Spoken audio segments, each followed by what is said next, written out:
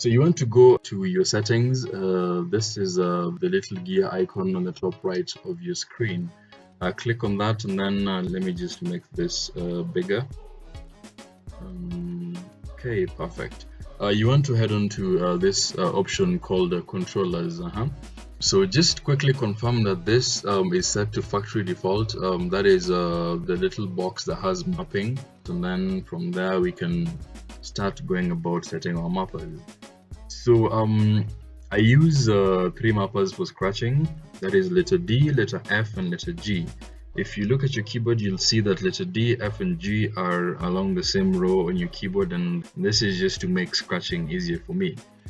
So how to set up the keys now? You're going to see this little box here that has key at the top.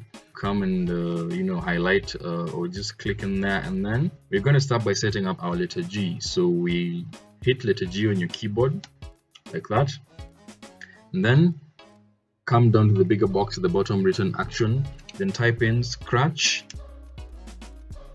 space plus 120 ms. Ms in this case stands for microseconds or milliseconds, I'm not really sure, but just type in scratch space plus 120 ms.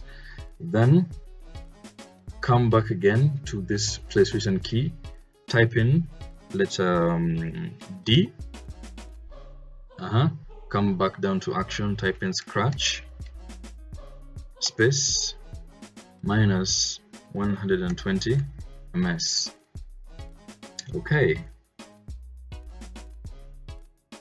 then come back here again, type in letter F, then come back to the action to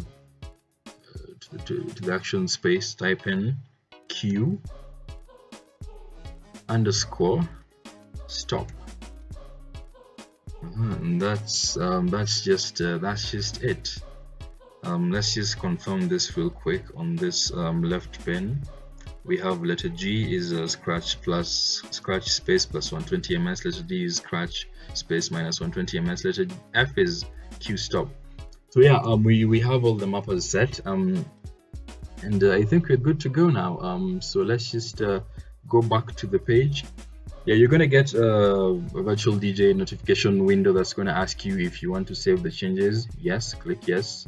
Then we're back onto the main interface. So yeah, we have the mappers set up, and now it's all about using them. So just real quick, letter G was a forward scratch, letter D is a backward scratch, letter F is Q. Let me just illustrate that real quick. We set up letter G to be our forward scratch. Let's just test that out. See, we have a forward scratch. Letter D was our back scratch. Let's just do that again. Back scratch. Letter F is Young Money. So depending on how fast your hands are and what kind of patterns you're interested in playing or making, you can really achieve virtually any type of scratch you can do on a deck using this. You can do a simple baby scratch, something that goes like this. You can do slightly faster scratches, or you can do scratch and drop.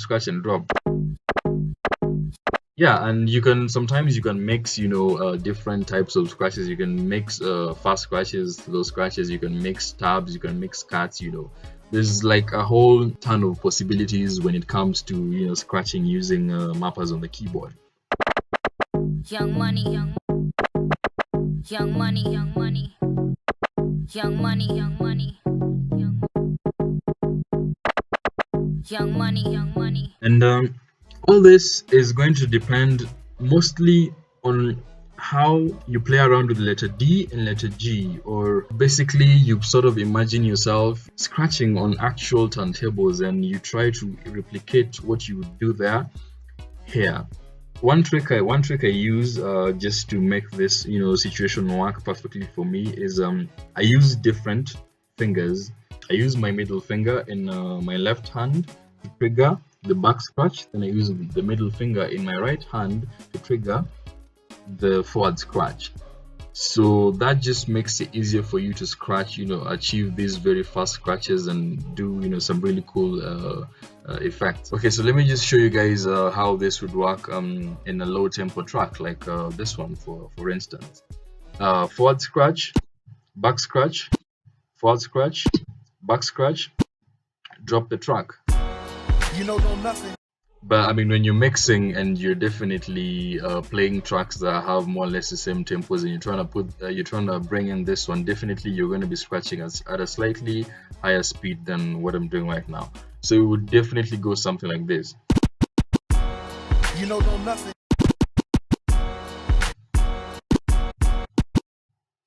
You know, something of the sort.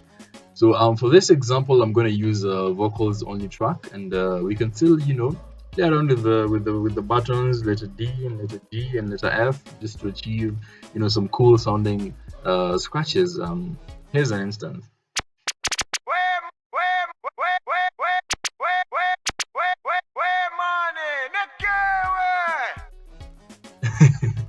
You know, that kind of stuff. So that has been it for this tutorial, guys, and I'm looking forward to making more tutorials. If you have anything or any specific question that you might be having regarding this, or any other feature or any other mappers that you might want to learn about, do drop your comments and questions in the comment section below, and I'll be sure to respond to each and every one. And yeah, I'll see you guys in the next one.